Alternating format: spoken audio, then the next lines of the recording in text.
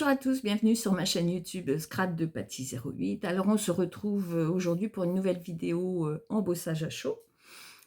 Donc j'espère que les deux précédentes vous ont plu. N'hésitez pas, hein, je vais créer une catégorie pour que vous les retrouviez facilement. Après je vais les poster dans l'ordre également.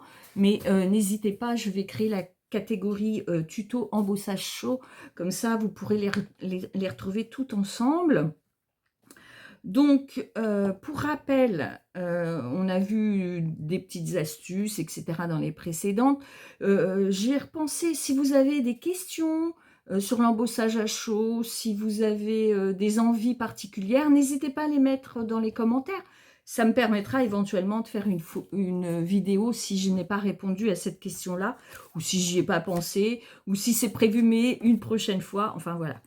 Donc là, on va utiliser, je vais tester devant vous l'utilisation du coussin antistatique.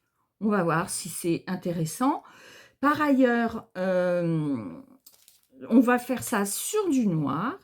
Et je vais utiliser une poudre blanche. Alors, je vais utiliser mes vieilles poudres blanches que j'ai depuis un moment. Voilà. Et attendez, je vais regarder. Bon, on va utiliser une poudre blanche.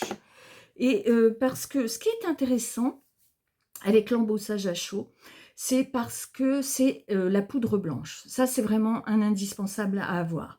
Parce que il existe des encres, vous savez, de ce type d'encre très classique. Hein, ça existe pour certaines marques en blanc, mais on n'obtient jamais la qualité suffisamment opaque sur du papier noir pour que ça soit joli. Ça, franchement, je n'ai pas réussi à trouver de marque. Pourtant, j'en ai acheté. Ça fait une paire d'années.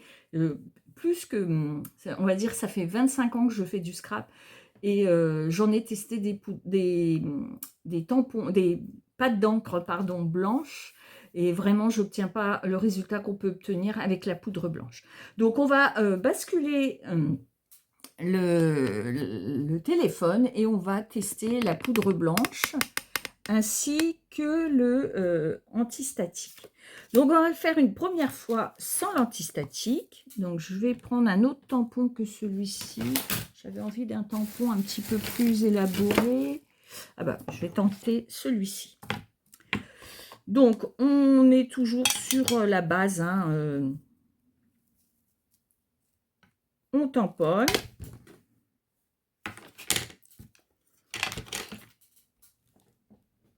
Voilà. On met la poudre. Alors, je vérifie une petite chose. Alors là, j'utilise une opaque, super fine, blanche. Hein. Alors, je vous montre, comme je vous expliquais dans les précédentes. Vous voyez, la référence, elle est WL01. Pardon, je ne tourne pas au bon endroit.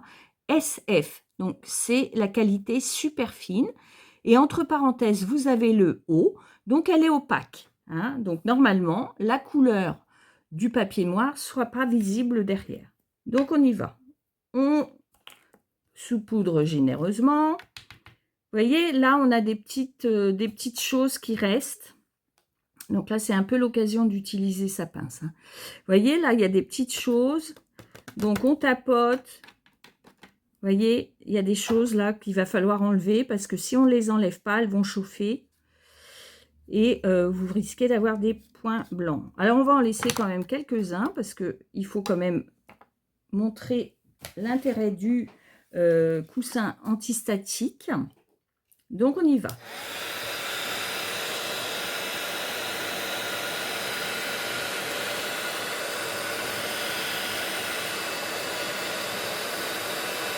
Alors, comme je disais, hein, je commence par derrière et vous voyez, mon papier s'incurve un peu lorsqu'il monte en chauffe. Donc là, je vais repasser par devant. J'espère que vous allez pouvoir voir.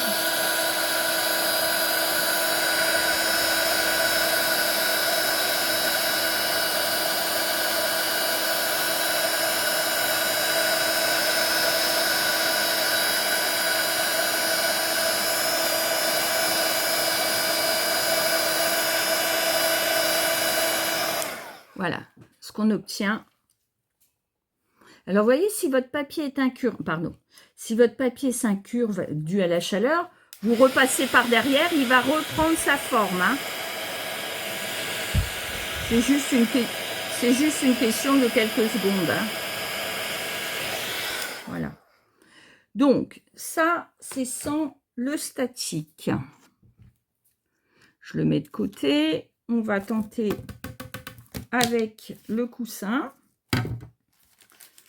Donc, alors c'est stocké dans un sachet, hein, parce que c'est très perméable. Et vous allez voir, vous voyez, alors je ne sais pas si vous voyez bien. Alors pareil, je vais utiliser la pince. Vous voyez, ça met du blanc sur votre papier noir. Hein. Ensuite, je vais tamponner le message.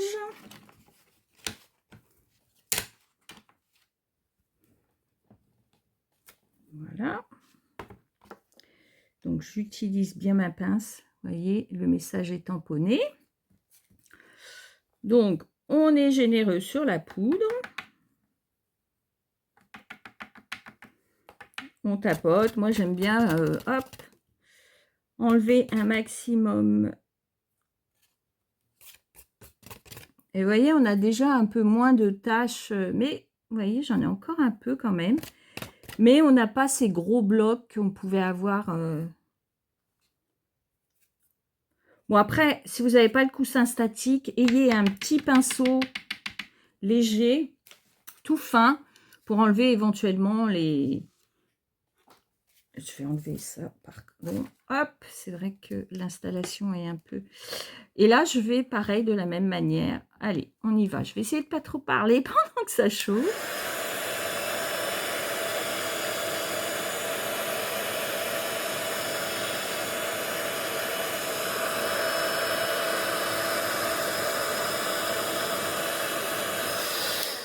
Et vous avez vu, hein, elle a changé. Même en passant que par l'arrière, on voit que ça change le blanc. Hein.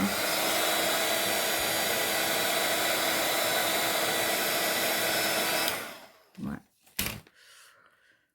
Hop. Alors, ce que je voudrais voir, c'est... Oui, ça s'enlève. Donc, par contre, il faut évidemment un petit chiffon pour enlever le surplus de blanc ensuite.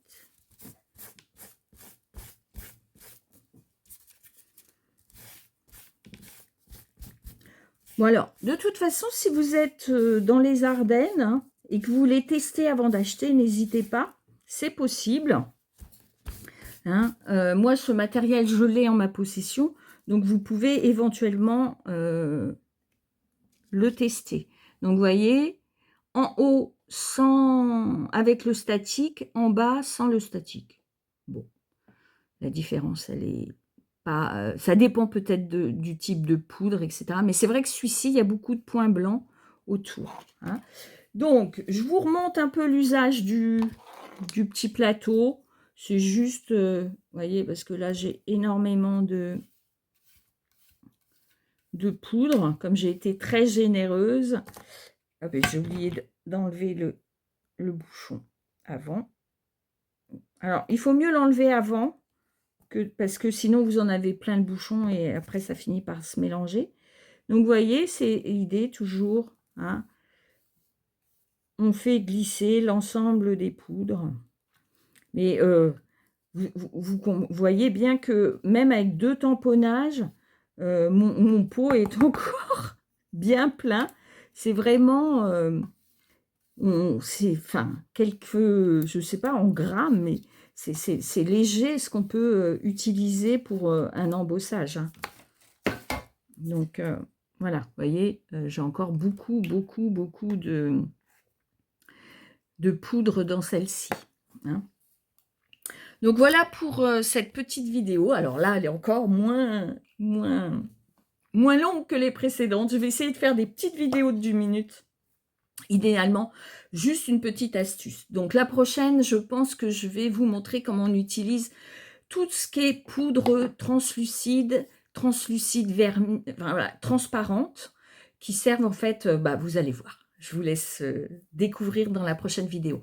Donc, toujours pareil, si la vidéo vous a plu, les petits pouces en l'air, n'hésitez pas à la partager auprès de vos amies scrapeuses. Et puis, vous abonner éventuellement si vous ne l'êtes pas, et cliquez sur la petite cloche pour être informé. Mes coordonnées sont à la fin de cette vidéo. N'hésitez pas à me contacter si vous avez besoin. Bye bye.